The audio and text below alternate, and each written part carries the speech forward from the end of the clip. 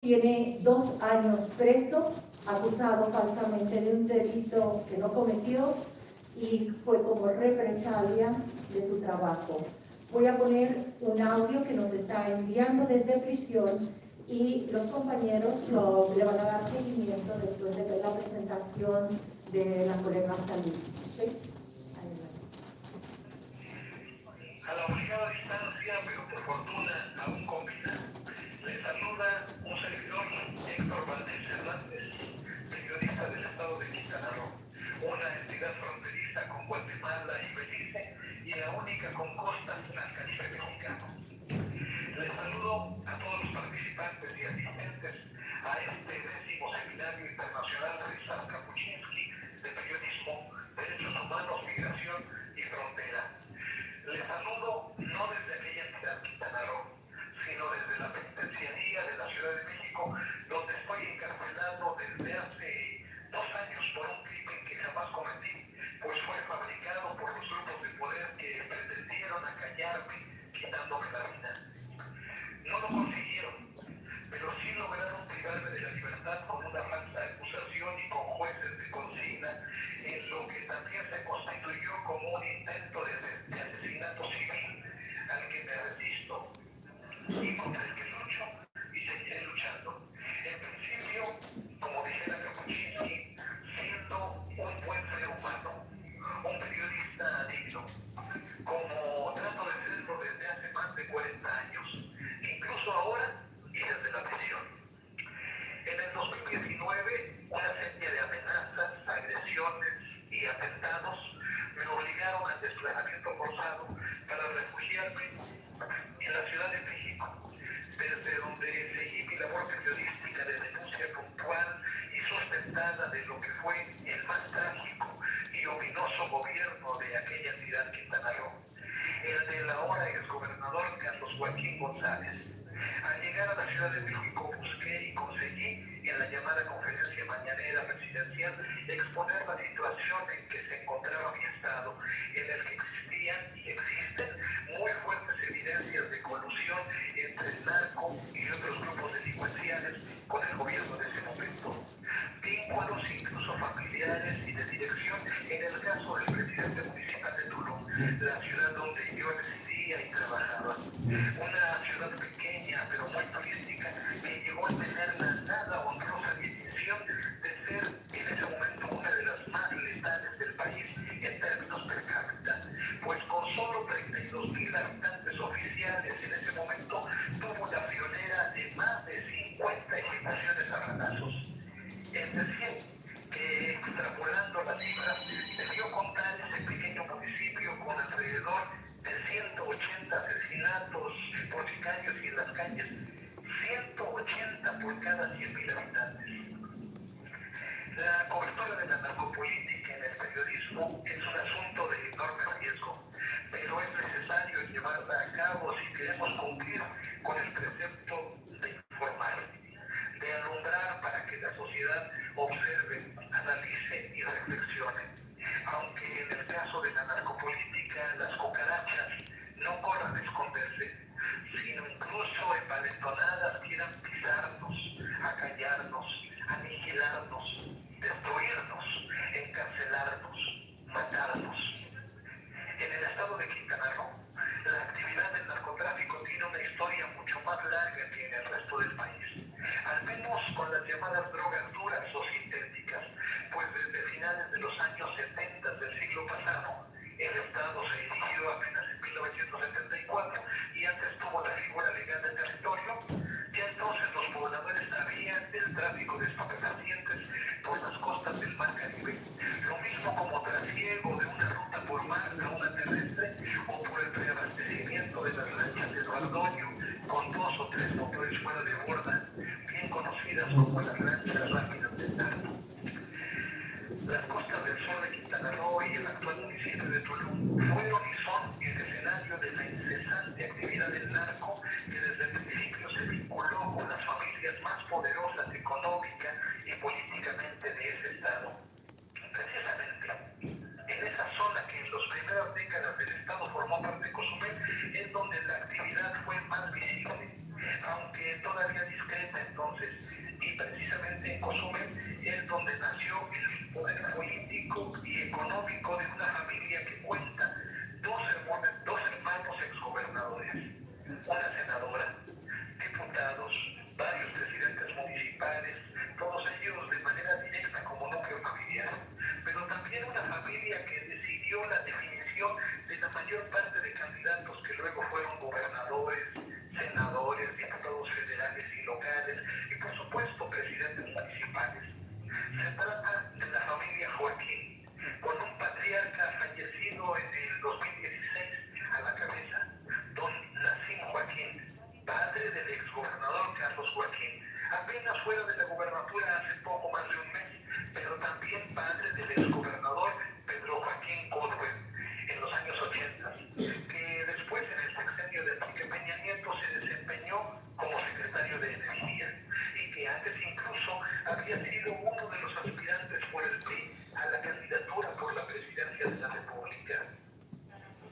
En Quintana Roo, en el último tercio del siglo XX y en las primeras décadas de este siglo XXI, era bien conocida la premisa de que nada podía hacerse sin la venia de los Joaquín.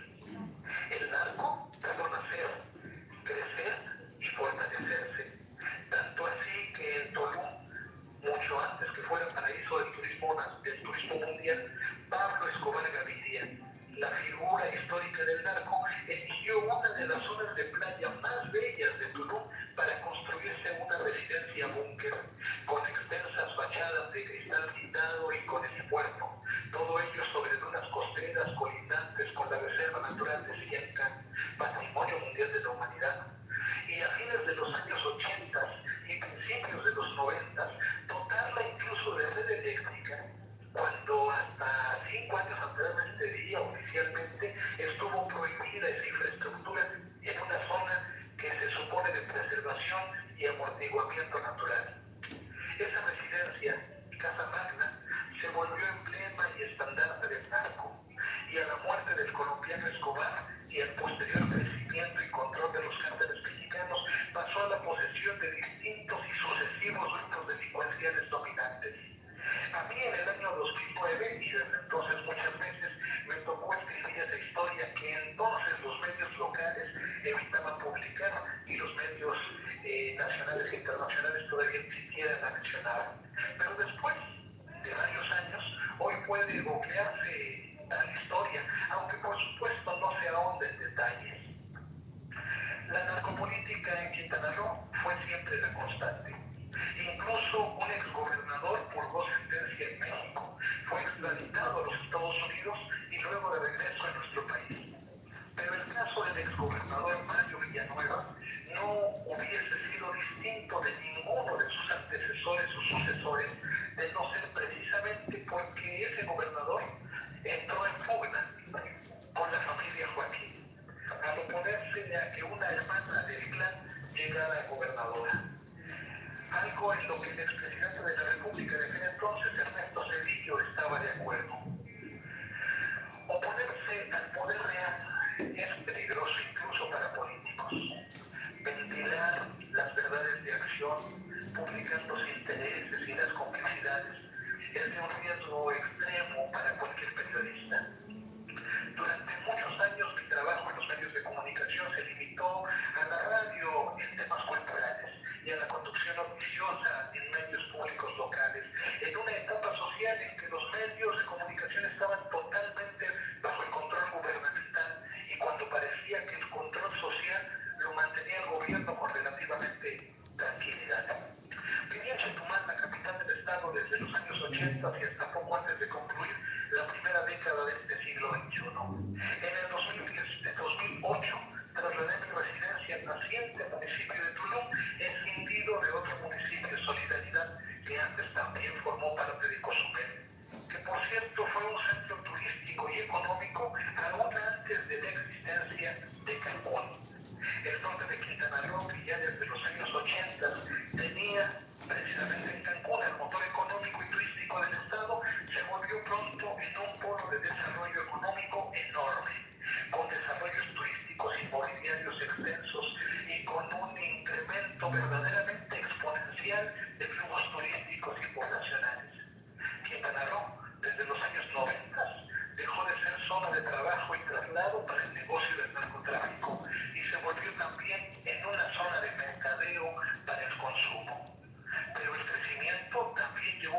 clima de enorme violencia y descontrol, sobre todo porque pronto también tuvieron presencia no unos cuantos, sino varios cárteles del narco que comenzaron sus luchas por el control de territorios. La violencia criminal, que durante varios años permaneció relativamente discreta, estalló de pronto, justo a la llegada del exgobernador Carlos Joaquín, que además de manera personal alentó y promovió las invasiones de terrenos urbanos en municipios como Solidaridad y Tulum, con el argumento de que su antecesor, Roberto Borges, por cierto familiar político directo, había vendido irregularmente buena parte de reservas territoriales urbanas. En realidad, las invasiones de millones de metros cuadrados con valor de al menos 2,000 pesos cada metro las consiguió Carlos Joaquín como un medio clientelar de base social. Pero en la organización de las invasiones, los líderes de ellas, muchos estaban vinculados en varios casos con células criminales. Y justo por eso, de pronto, en las extensas zonas de invasiones, tierra de nadie, a los pocos meses, se afincaron y operaron varias células locales de otros cárteles nacionales.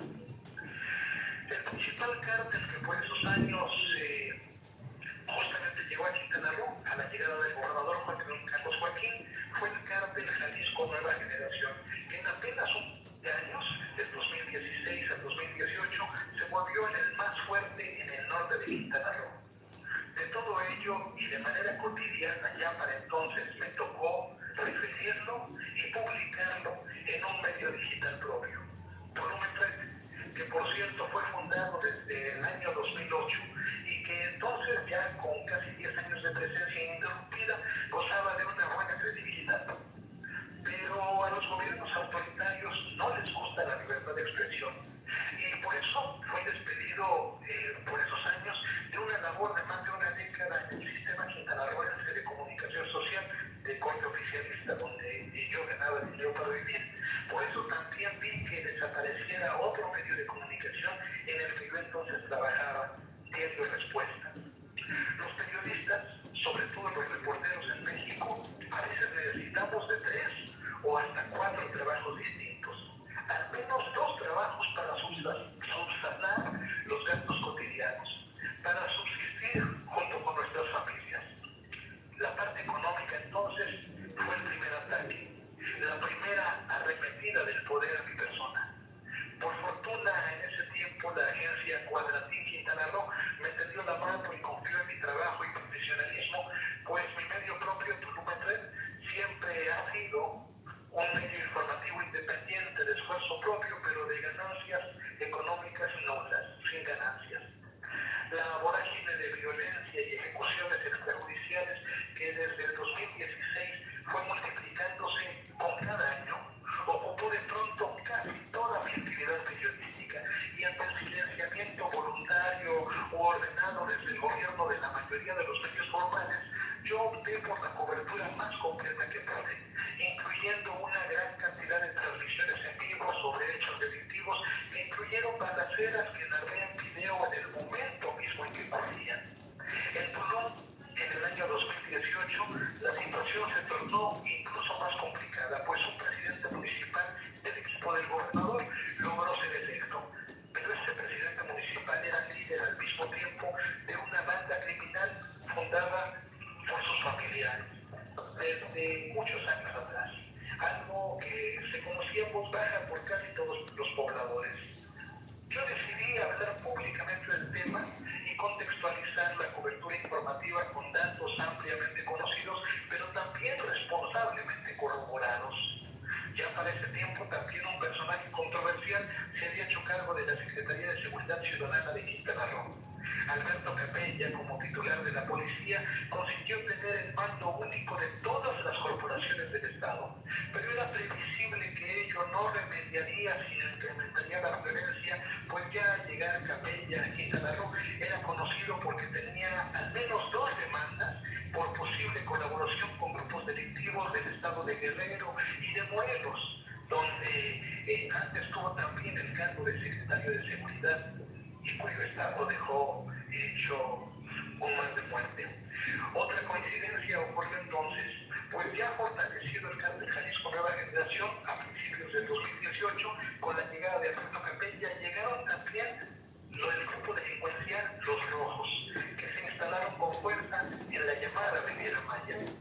Para el 2019, el clima de violencia era insostenible para quien pretendía informar. 3 amigos periodistas habían sido asesinados a balazos. Uno en Felipe Carrillo Puerto, en Solidaridad, en Playa del Carmen, y uno más en el municipio de Benito Juárez, en la ciudad de Cancún.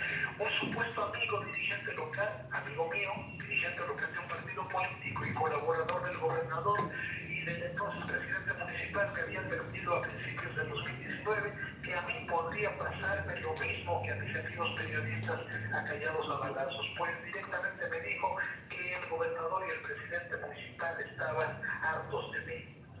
Después de esa advertencia que traté de minimizar, aunque con muchas precauciones, vino un atentado con bombas molotov a mi domicilio y vehículo, una emboscada en una madrugada de la que escapé milagrosamente, una golpiza multitudinaria propinada a mi persona por una decena de periodistas, de policías, y finalmente amenazas demasiado claras de delincuentes, como esos policías que me golpearon que no pude desoír. En muchas ocasiones denuncié formalmente las amenazas, las agresiones, los atentados. Denuncié en el ámbito estatal, pero también en el general, ante la Fiscalía Especializada en la Atención de Delitos contra la Libertad de Expresión, FEADLE por sus siglas. Pero ninguna de las muchas demandas avanzó en investigaciones. Algunos ataques, como la golpiza de policías, fueron negados por el entonces secretario de Seguridad Pública, que les grabé video, aunque irónicamente apenas el año pasado llegué a la cárcel por un delito fabricado, fui notificado de que en una investigación de la Comisión de Derechos Humanos de Quintana Roo se reconocían los hechos. Incluso se le daba la característica de víctima, característica que también antes ya me había otorgado la Comisión Nacional de Atención a Víctimas. Salí de Quintana Roo el 15 de mayo de 2019 y 2 días después mataron también en Playa del Carmen a otro amigo periodista. Ese año, en 2019, Quintana Roo fue el estado que más periodistas asesinados contó. Apenas a unas semanas de que yo llegué a la Ciudad de México y de que el mecanismo de protección a periodistas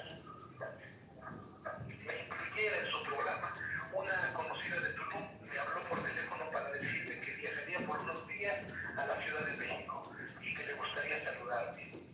Al llegar, días después, me pidió alojamiento por poco tiempo, el mismo día en que me otorgaron un departamento de refugio.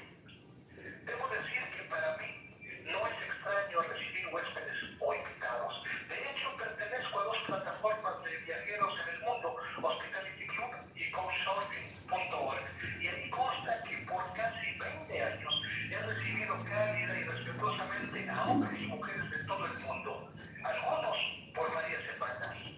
Nunca fui desconfiado y menos nunca falté el respeto a nadie.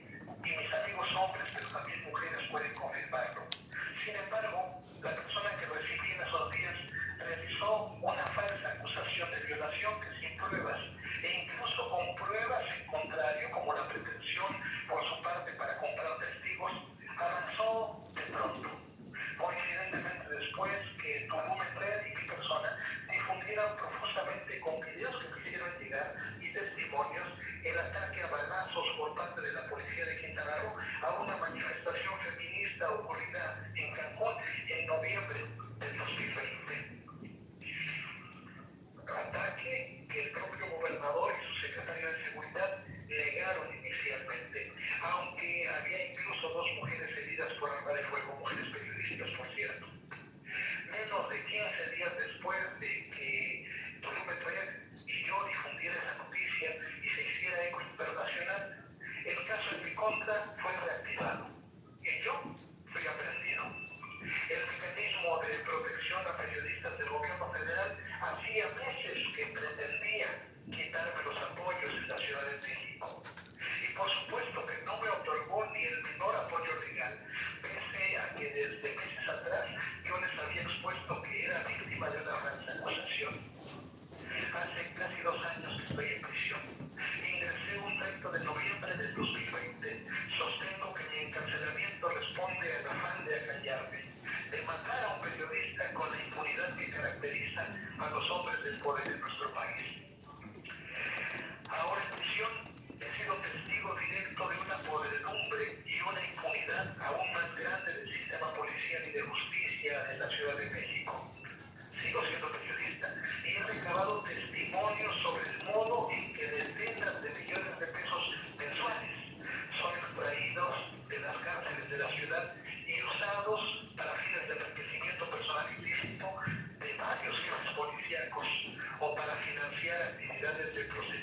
periodistas o para financiar actividades proselitistas de algunos políticos de esta ciudad. En la cárcel he sido torturado de muy diversos modos y advertido de otras tantas maneras de que aquí en cualquier momento puedo perder la vida sin que a nadie le interese. He sido amenazado directamente por el subsecretario del Sistema Penitenciario de la Ciudad de México y por varios altos jefes policíacos de la Secretaría de Seguridad Ciudadana.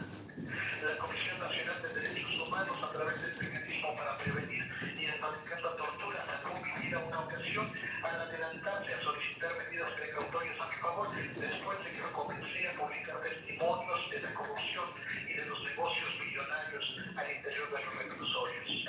El mismo mecanismo de la CNDH interpuso una denuncia ante la Fiscalía General de la Ciudad de México por tortura en mi contra ordenada por altos mandos policíacos y solicitó también a la Comisión de Derechos Humanos de la Ciudad de México, por ser de su esfera de competencia, una investigación por tortura continuada. La denuncia ante la Fiscalía General simplemente fue recibida, pero no avanzó ni un ápice, no hasta ahora. La Comisión de Derechos Humanos de la Ciudad de México me ha dado a conocer que ellos han optado por, entre comillas, proteger mi vida de ahora en adelante, sin indagar las torturas anteriores que quedaron en constancia del mecanismo de la CNDH. Nada de esto me sorprende. La vida de los periodistas en México, sobre todo la de los periodistas críticos, nada importa a las personas del poder. Incluso si esos hombres y mujeres del poder se dicen progresistas o precursores de transformaciones que solo no son simuladas. Kapuczynski y otros referentes del periodismo nos han dejado claro que quienes decidimos informar debemos hacerlo con dignidad y con responsabilidad, no importan las circunstancias. Un periodista por sí solo nada cambiará en una sociedad, pero sí puede aportar un poco a alumbrar la realidad. A todos los asistentes a este 10º Seminario Internacional Ryszard Kapuczynski de Periodismo, Derechos Humanos y Fronteras, les pido su esfuerzo, su entereza e investigación, su solidaridad humana para avanzar por una sociedad más justa. Desde la penitenciaría de la Ciudad de México, en la que permanezco por un proceso fabricado desde el poder, pero en la que lucho por seguir siendo un buen ser humano que ejerce el periodismo, incluso en prisión, le saluda Héctor Valdés Hernández.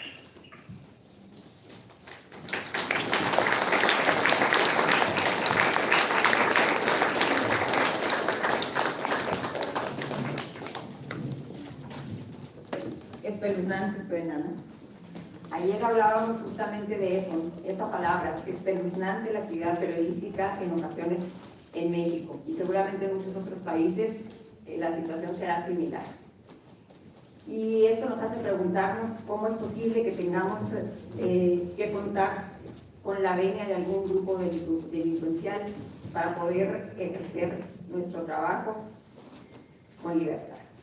Y también nos preguntamos cómo es posible el silencio ominoso de algunas autoridades. Y nos preguntamos a quién le interesan los periodistas en México, a quién le interesa la vida de los periodistas en México. Y como decía el compañero en el audio, pues parece ser que a nadie, ¿verdad? El asesinato no es nada más físico, también lo comentaba él, hay un asesinato civil que se intenta de muchas maneras.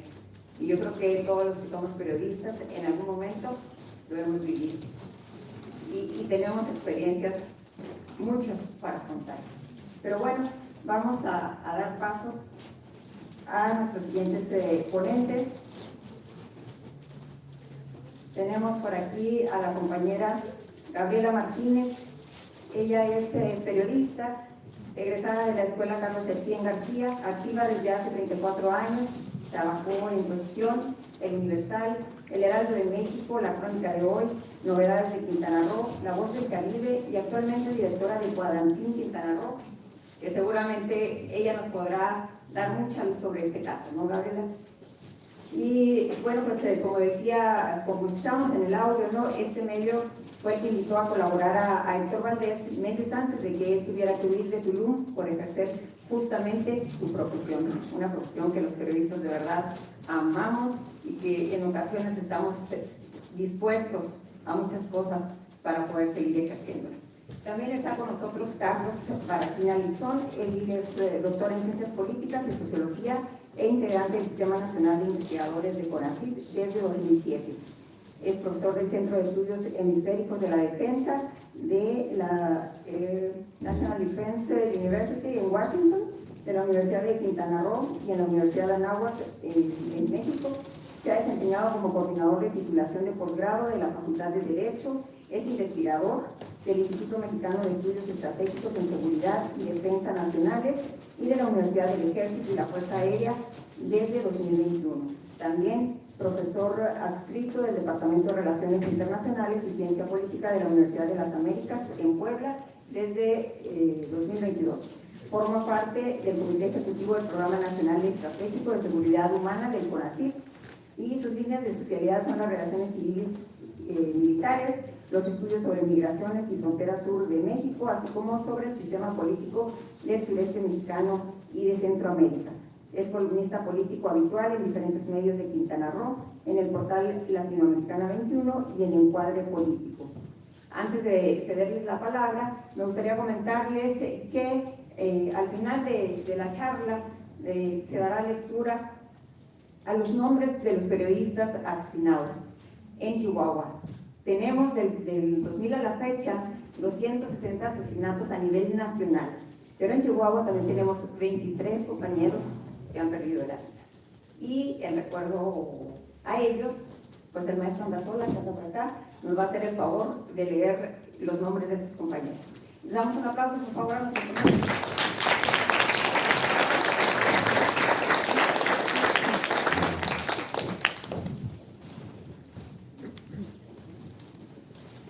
Pues buenas tardes, creo que ya hemos oído el testimonio de Héctor y pues no hay mucho que decir conforme lo que él está diciendo, más que pues señalar esa valentía y esa pasión que tiene por el periodismo. Ejercemos ciertamente una de las profesiones más hermosas, pero si le pisamos los talones a los poderosos, como lo están viendo, nos convertimos en víctimas. Héctor Valdés en la cárcel está justamente por pisar talones de poderosos, acusado de un delito que coincidimos muchos no cometió. Desde febrero de este año, después de hacer una publicación en Los Angeles Times, como pudo por audio, que es como nos da la información, lo aislaron y nadie puede verlo, nadie puede hablarle más que los custodios. Es muy insistente para que le puedan, cuando quieren, a lo mejor una vez por semana, a lo mejor cada 2 semanas, hacer llamadas telefónicas. Y fuera de eso, no hay nada. En una de las llamadas que me hizo, pues yo le decía que tenga más cuidado, pues que ya no ejerce ese periodismo allá, pues como él lo dice, porque lo pueden matar. Pero es muy válido lo que me dijo. Yo soy una persona congruente con mi profesión y a costa de mi vida voy a seguir, voy a decir y voy a denunciar lo que sucede aquí adentro, a una costa de mi vida. Me comentaba que a veces consigue papel de baño, a veces consigue hojas y trata él de no perderse, de no volverse loco escribiendo, porque es lo que él sabe hacer. Y llegan los custodios y le arrebatan esos papeles de baños donde él escribe, se los destruyen. Ha intentado escribir en paredes cronologías, cuestiones documentadas de lo que sucede allá, y igual llegan los custodios y se los borran. Familiares y amigos de Héctor Valdés, hoy tememos por su vida. Sabemos que él no es un delincuente. cuando estaba libre en esa guerra periodística y con ese valor, con esos pantalones que tiene, nos mandó un video a Cuadratín donde él estaba grabando a unos policías municipales dándole una calentadita a una víctima afuera de una casa de seguridad, justamente de policías. Obviamente subimos el video y pues ya sabrán pues todo el revuelo que pasó. Ese es Héctor, ese es su coraje, esa es su pasión y esa es su valentía. Cuando estuvo el proceso, que le cambiaron muchísimos jueces, la jueza le dijo que no dijera nada de lo que pasaba, que incluso le dijeron que si aceptaba la culpabilidad le iban a bajar la condena, pero él le dijo a la jueza que si ella consideraba que él era culpable, no le diera 6 años, le diera 20. Obviamente, ella no se atrevió a hacerlo. Héctor no ha callado su verdad, la ha sacado como ha podido, y en su comparecencia final citó a Ryszard Kapuscinski, donde dice que para ser un buen periodista hay que ser una buena persona. Muchos compañeros y amigos que lo conocemos coincidimos en que Héctor es una buena persona y es un buen periodista. A él lo acusan de un delito de violación equiparada. Obviamente esto implica que no hubo penetración por pene. Dicen que la violación equiparada fue con un objeto duro de borde romo. Este es un objeto duro de borde romo. Un dedo no es duro, como dice el perito, y si ustedes intentan meterlo, obviamente rasga porque tiene filo la uña.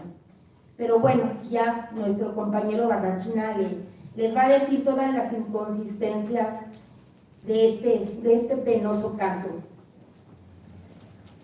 Se habla de forcejeo, se habla de laceraciones. Él metió peritos que comprobaron que no es culpable. Y todas esas defensas se las han invalidado. Absolutamente todas las defensas que él tiene. Cuando a él le notifican de la querella, ya había salido que ya había sido detenido y ya varios medios de comunicación, y qué lástima, porque hay una frase que dice que perro no come perro. Ya lo habían culpado cuando apenas a él le notifican de que lo detienen y se lo llevan a prisión. Es la verdad, pues muy lamentable. Estábamos una noche en Cancún y él me manda un mensaje, me dice: me acaban de mandar esto. Era un WhatsApp donde decía: vete porque me acaban de notificar que estás muerto, que eres el periodista que va a morir esta noche en Tulum, uno de sus informantes. Héctor deja familia, deja bienes, deja todo, deja su vida y se va, huye. Y qué impotencia, la verdad, qué indignación, qué vulnerabilidad. Es algo de verdad muy, muy lamentable. Por eso hoy, en este seminario, los exhorto a que levantemos la voz, porque solo unidos nos vamos a fortalecer y solamente trabajando efectivamente vamos a luchar contra la intimidación, contra la tortura, contra el daño psicológico, como lo decía la compañera, y contra el capricho e intolerancia de los poderosos. El caso de Héctor no es aislado, es una constante que vive el periodista. Garantizar la defensa y el respeto a nuestros derechos es el camino para devolver esa dignidad que nos están arrebatando. Los amigos de Héctor Valdés demandamos que una comisión especializada con perspectiva de derechos humanos revise a profundidad su caso ante la imputación de delitos como consecuencia de la labor periodística. Pedimos que esa comisión tenga un órgano colegiado para evitar represalias o asesinatos a defensores, como le pasó al segundo abogado que llevó su caso, lo mataron. Y también pedimos que, si se forma esa comisión especializada, esté supervisada con vigilancia internacional para que esto sea un proceso objetivo. Cualquiera de nosotros que ejercemos el periodismo cualquier día, por ejercerlo, podríamos vivir esa misma vulnerabilidad, porque no existen mecanismos efectivos que nos puedan proteger del abuso del poder y de la gente poderosa y por el mal uso que estas personas le dan a las instituciones públicas. En México, desgraciadamente, no existen mecanismos justos para los periodistas contra las venganzas políticas y exigimos justicia para Héctor Valdés y para todos los periodistas del mundo. Gracias.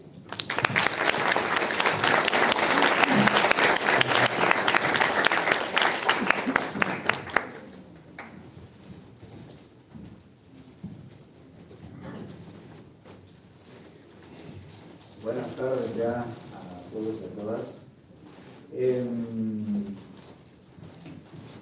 Vamos a ver si logro ver la presentación para ir acompañando un poco desde una perspectiva lo menos apasionada posible. Héctor es mi amigo, soy la única persona que lo ha visitado en la cárcel. Posiblemente la única persona que no es abogado que ha podido trabajar con su expediente y analizarlo. Y si se fijan en esa presentación, destaco que soy integrante del Sistema Nacional de Investigadores desde hace muchos años y también del Comité Ejecutivo del Programa Nacional Estratégico de Seguridad Humana del Consejo Nacional de Ciencia y Tecnología. ¿Y por qué lo hago? ¿Por qué digo eso? Pues porque quiero señalarles que no es una cuestión la presentación de este caso de que Héctor sea mi amigo, que lo es, sino que objetivamente hay datos que muestran, y que les voy a tratar de evidenciar, que reflejan que el caso de Héctor Valdés fue una construcción política por parte de las autoridades del gobierno de Quintana Roo. Le voy a matizar unas cosas del audio de Héctor, porque él no necesariamente lo sabe. Lo primero es que Tulum no es una de las ciudades más violentas del país, es la más violenta del país. Esto supera los 100 y pico asesinatos al año y la tasa de homicidios es de 236 por 100.000, lo cual le hace probablemente la ciudad más violenta del mundo. Vamos adelante, por favor. Vamos a ir pasando. ¿Cuál es el delito por el que ha sido acusado Héctor? Violación equiparada, como ya se ha comentado, y la pena que le han impuesto es 6 años, que es la pena mínima por un caso de violación, que va de 6 años a 17 años. Vamos a la siguiente, por favor. El 27 de noviembre del 2020, la Fiscalía finalmente lo detiene. Fíjense, 2020. ¿Cuándo fueron los supuestos hechos? Los supuestos hechos fueron el 11 de septiembre, el 10 de septiembre del año 2019. Es decir, hubo un año en el que el sistema de justicia estuvo paralizado, sencillamente porque no habían elementos para poder judicializar el caso. ¿Por qué se judicializó? Vamos adelante, por favor. ¿Cuáles son los hechos? Adelante. La verdad es que me da mucha rabia no poder decir el nombre de esta chica, pero ni modo. TPM de 29 años se desplaza a la Ciudad de México. Efectivamente, según los últimos comentarios que recibió Héctor de una figura política de Tulum, recibió 50,000 pesos y un terreno producto de las invasiones que suceden en Tulum, para tratar de implicarle en un caso de violación consumada, no lo que realmente al final se le acusó. Esta chica llegó y en principio se quedó en casa de un tal William. Yo acompañé también a Héctor al refugio, estaba en un hotel Yo le acompañé también en ese 7 de junio del año 2019 a conocer el refugio. No me crucé con TPM, no me crucé con la señora, pero sí desde esos primeros días ella tenía llaves para entrar y salir de la casa. Se quedó en casa de William, vino con su hijo de 4 años y entró y salió del departamento de Héctor a lo largo de esos meses. TPM señala que solo estuvo los últimos 3 meses, en las últimas 3 semanas, perdón, en la casa de Héctor porque su amigo William se había ido a Londres. Y ahí empiezan toda una serie de contradicciones y de mentiras salvajes. El William nunca se fue a Londres, se fue a Chiapas y se fue a Chiapas el 8 de septiembre como él mismo declara, ¿verdad? O sea, 3 días antes de que pasara el evento que fue acusado por esta chica. Vamos adelante, por favor. El edificio en el que estaba Héctor, en el que yo estuve 2 o 3 ocasiones, Héctor estaba en el primer piso, ¿verdad? Y es un edificio que se escucha todo y además tiene porteros. Una pareja, un matrimonio de personas mayores que testificó en el juicio y luego no fue reflejado, en el sentido de que la relación entre la chica y Héctor era una relación cordial y que no escucharon nunca ningún tipo de ruido en el momento del supuesto problema. Hay otras muchas más contradicciones. William, por ejemplo, dice que se desplazó finalmente esta chica a casa de Héctor porque había encontrado una escuela para su niño cerca, era una zona muy buena de la Ciudad de México, muy céntrica, etcétera, etcétera, ¿no? Bien, vamos adelante. Vamos a ir, a mí me gustaría ir. ¿Qué pasó? Lo que pasó fue que Héctor empezó a percibir algún tipo de señales. Yo soy su amigo, y en la Ciudad de México, cuando estás protegido, pues realmente no tienes muchos con quien hablar, que resulta que yo era uno de esos con los que hablas.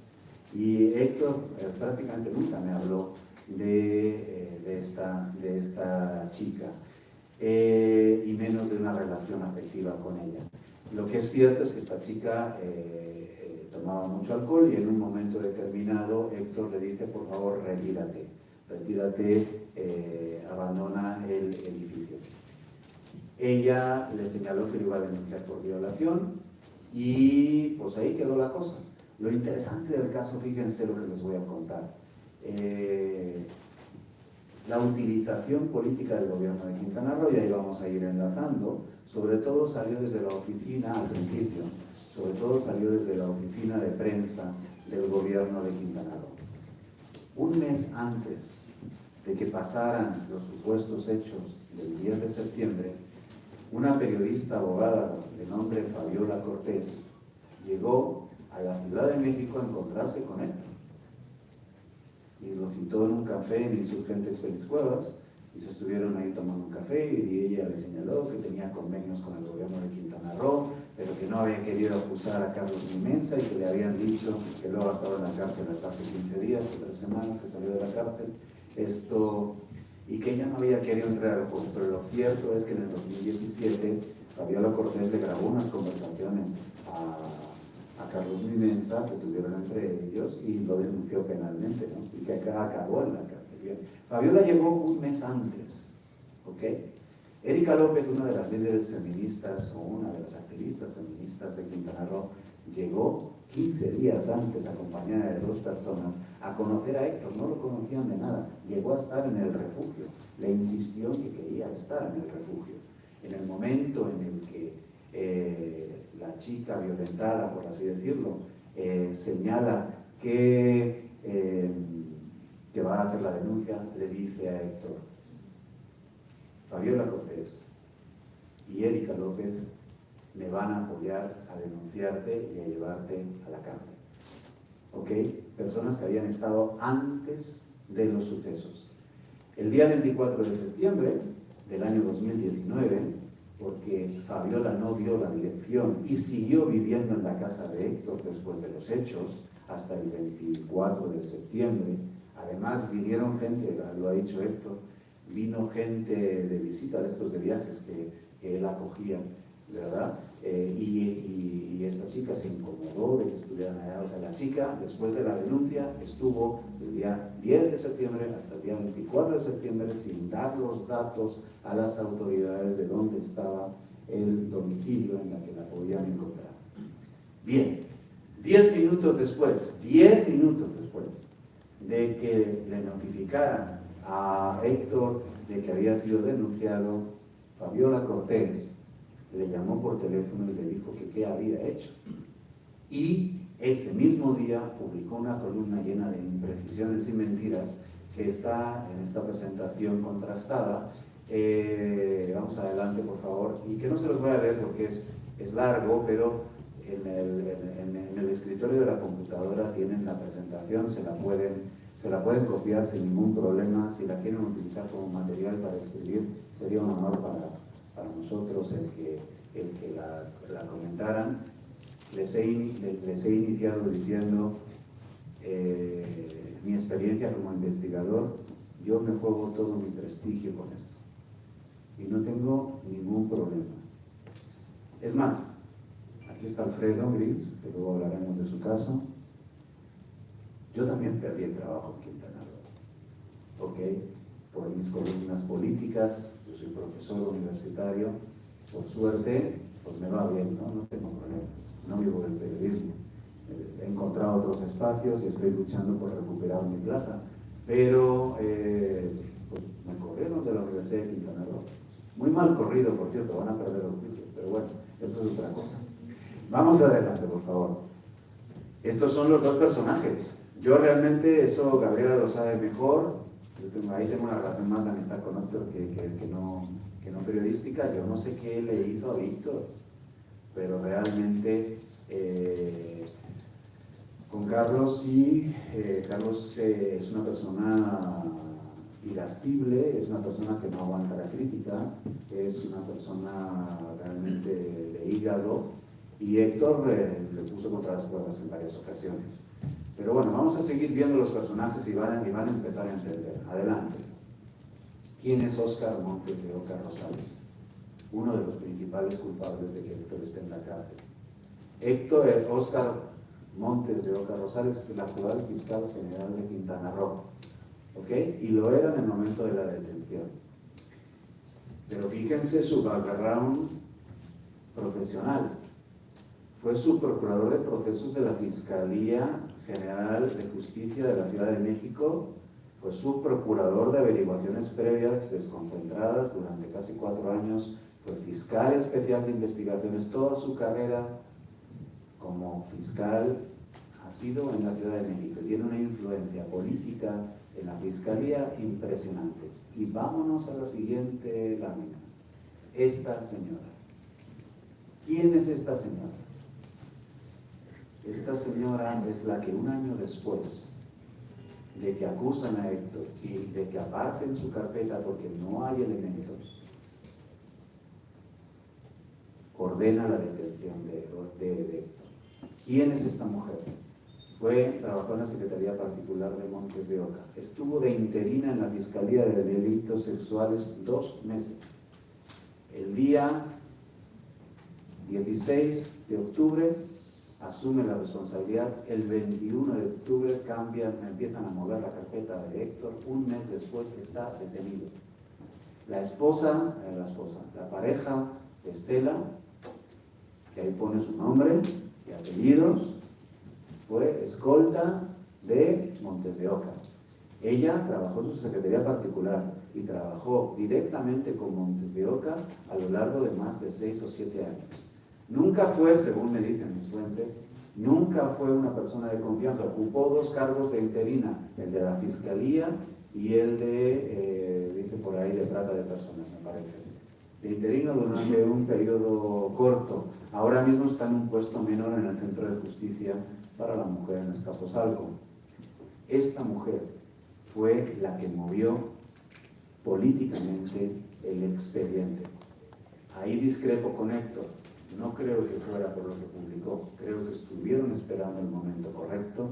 La anterior fiscal no sabía del caso de Héctor, con toda la relevancia política que tenía, no tenía idea, y hasta que tuvieron la persona adecuada, el caso se movió. Vamos adelante. Lucio Hernández Gutiérrez, secretario de Seguridad Pública de Quintana Roo hasta hace unos días. ¿Ok? Fíjense en qué fecha lo ponen de encargado de despacho de la Secretaría de Seguridad Pública. No veo bien, pero me parece que es... 24 de junio. 24 de qué? 24 de junio. No, la de abajo. 11 de noviembre del 2020.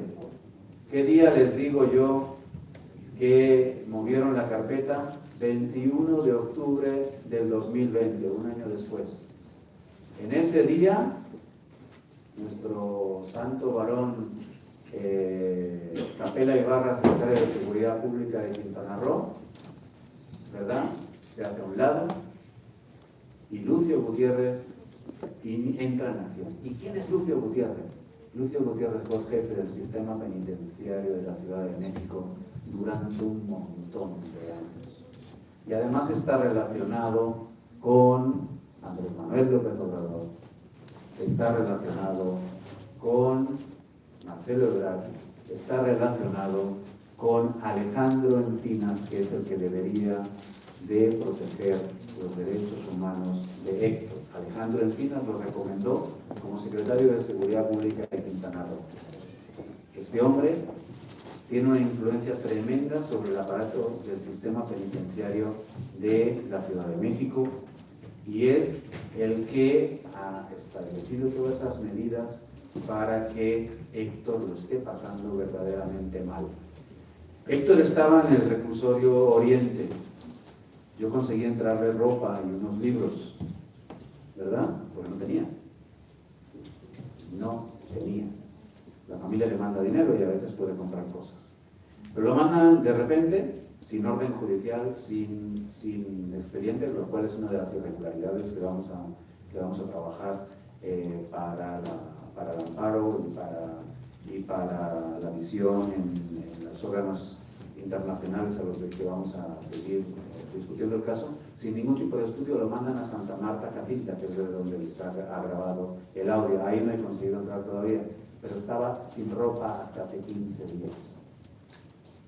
Sin ropa es sin ropa, además tiene que ser azul, ¿ok? Y vienen los fríos, le conseguimos meter ropa.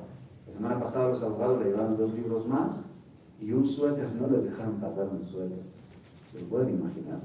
No le dejaron pasar un suéter. Venga, vamos adelante, por favor. Y aquí están los gloriosos líderes de la comunicación de Quintana Roo.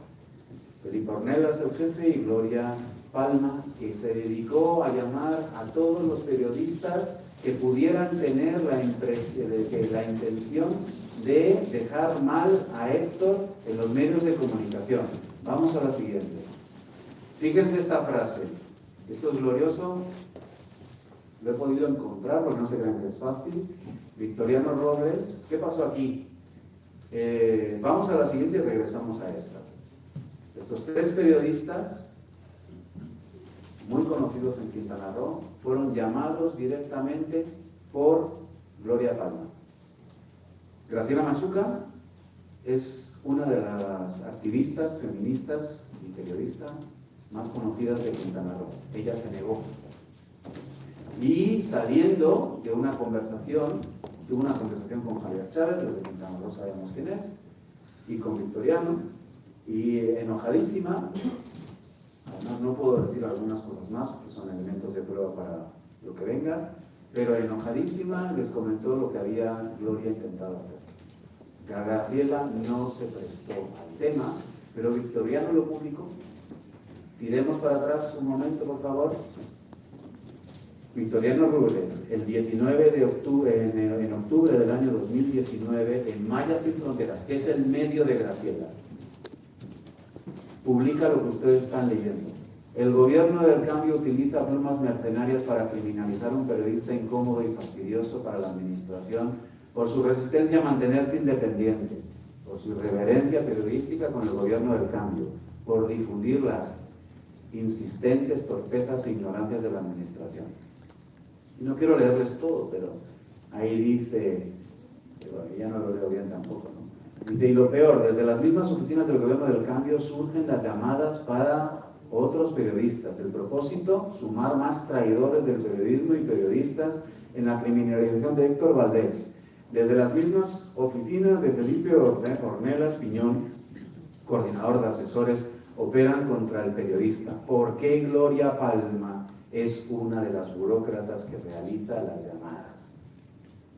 Y ahí tenemos a Graciela dispuesta a declarar, y con muchos WhatsApp.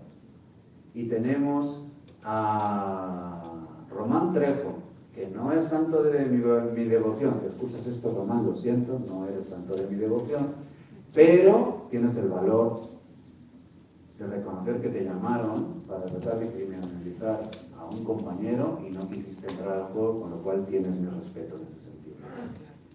Vamos adelante. Aquí está nuestra amiga Fabiola y la pobre de Erika, y digo pobre de Erika porque me parece que fue engañada, ¿verdad? Fabiola no fue engañada, eso lo tengo absolutamente claro. Ellas son las que llegan un mes y 2 semanas antes de que se suceda el 10 de septiembre, y no solamente eso, la chica esta dice que les van a ayudar, y efectivamente en conversaciones que tiene con William, que constan en el expediente, dice que les va a ayudar, y luego señala en determinados momentos que, ¿cómo se dice?, que bueno, que tiene el apoyo de los grupos feministas de Quintana Roo, ¿no? Vamos adelante. Bien, esto ya se los he explicado, vamos adelante. Fíjense el titular de Fabiola: denuncian por violación a Héctor Valdés, el reportero de Tulón que se hizo famoso en la mañanera. ¿Qué les incomodaba? Que hubiera salido en la mañanera diciendo que el gobierno de Quintana Roo no funcionaba bien. ¿Eso era lo que les incomodaba o qué onda? Vamos a la siguiente. Aquí están todas las barbaridades que dice Fabiola, perdón, y aquí se encuentran las contradicciones del caso, que no se las voy a leer primero porque no llego. Pero bueno, una contradicción sí, una contradicción muy interesante. Mentiras. Por ejemplo, les digo, una muy rápida. Dijo que la chica estuvo 12 horas seguidas declarando en el Ministerio Público que tuvo tratos vejatorios y todas estas circunstancias, y que su hijo de 4 años presenció todo. No es cierto. La misma chica primero estuvo 4 horas, ahí tienen las horas, lo pueden leer, el primer día, luego estuvo un segundo día, no estuvieron 12 horas seguidas nunca, luego el primer día el niño no estaba enfrente, estaba en una sala de espera, el segundo día el niño lo tuvieron, lo guardó con alguna conocida. Otra contradicción, dijo que una vecina del edificio le esperó, o sea, se la encontró en un parque afuera del edificio. No había parque en el edificio. O sea, pero además, ¿qué vecina? ¿Dónde está? Pero además es que en el expediente Talía, ya he dicho el nombre, encima la chica, ¿cómo se dice? La supuesta también. La supuesta víctima. La supuesta víctima, ya me olvidé otra vez, pero bueno, da igual. Trató de sobornar a la señora que trabajaba en el edificio, decirle, usted diga que yo he sido violentada, y la señora lo dijo, está en el expediente, y no lo tomaron en cuenta. No tomaron en cuenta nada de lo que dijo esto, nada, ni de sus testigos. Vamos adelante. Inconsistencias, vamos adelante. Este es el juicio. Bien, la chica en concreto no se presentó al juicio. Y el Ministerio Público, que no puedo poner su nombre tampoco, digo, porque todo esto le he consultado con los abogados, entonces estoy poniendo lo que puedo poner. Pero el Ministerio Público que está ahí en el centro, y yo lo he visto, ¿cómo se dice? Empieza a mandarse WhatsApps con la chica esta, que ya estaba en Tulum, y ¿cómo se dice? Diciéndole, vente para acá, vente para acá, vente para acá. No quiere irse, y entonces señala que una amiga de Héctor en Tulum le insultó y le dijo no sé qué. Y entonces fue a meter una denuncia en el Ministerio Público en Tulum porque Héctor la estaba, pues Héctor estaba en la cárcel, incomunicado. O sea, bien. Y entonces la juez autorizó que no se presentaran al juicio y entonces leyeron las dos declaraciones iniciales de esta chica sin tomar en cuenta todas las contradicciones. No hubo una investigación. A ver, ¿llevó al niño a la escuela? ¿No llevó al niño a la escuela? ¿Por qué tardó casi 3 semanas en dar la dirección? Porque dice, es que estaba nerviosa y entonces no se acordaba de la dirección. Pues estuvo 2 días y los policías le dijeron, venga, te acompaño a la casa. Yo, no, es que tengo que ir a buscar a mi hijo. Por favor, vamos adelante, por favor. Bien, estoy ya empezando a concluir. En la cárcel, otro detalle, lo ha comentado Gabriela, el subsecretario de Seguridad Penitenciaria de la Ciudad de México, con lo cual el secretario Omar García Harfuch o no sabe con quién trabaja o tiene responsabilidad también, y derivado de ello Claudia Sheinbaum también, el subsecretario de la Ciudad de México de Seguridad Pública fue a amenazar a Héctor a la cárcel, a la celda en donde yo estuve, y le dijo, este salero es muy sospechoso.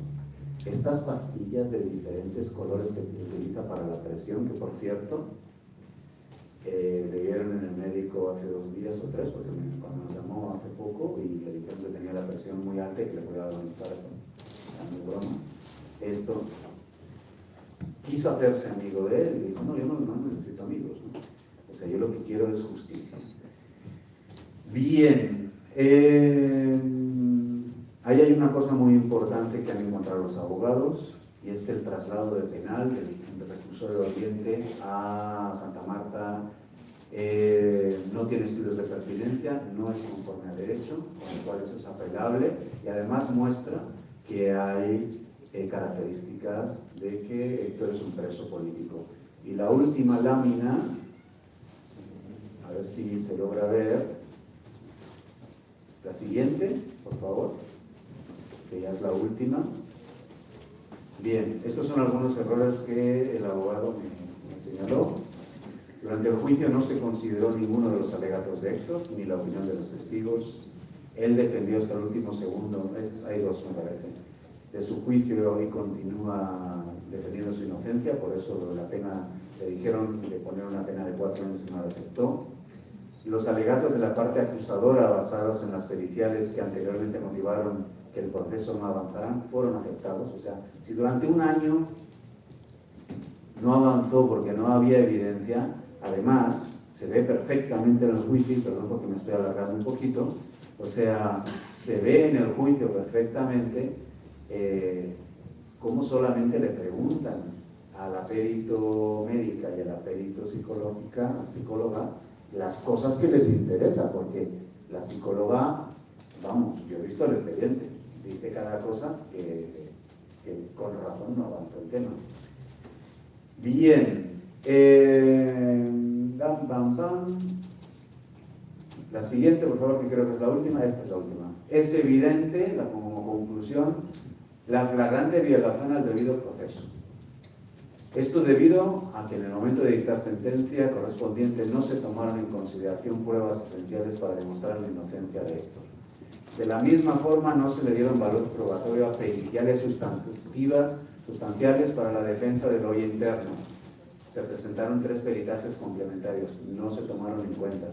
Las violaciones procesales, así como la falta de igualdad procesal y certeza jurídica a lo que todo ciudadano tiene derecho, tampoco se tomaron en cuenta. Eso abre la puerta para dar parte a la Corte Interamericana de Derechos Humanos y para lograr que se reponga el proceso para garantizar la certeza jurídica. Fíjense una cosa, es muy difícil este caso, por una razón, y esto comentándolo yo con amigos y amigas abogados, porque ¿quién dice que alguien no cometió una violación, que un varón no cometió una violación y que es una construcción política. Tenemos que estar muy seguros para señalar que no es nuestra pasión como amigos la de defender a Héctor, sino que realmente estamos en un caso absolutamente claro y concreto. Las personas que tenían alguna duda de este tema de estar seguros para tirar adelante y defender a Héctor, ahora mismo están seguras y son personas muy importantes. Pero para eso tenemos que sacar del circuito de Montes de Oca. El caso de Héctor lo tenemos que volver internacional, lo tenemos que volver federal, por lo menos, para poder sacarlo de la cárcel sin que lo maten antes, lo cual no es broma. ¿Ok? Les dejo y pues nada, estamos a la orden.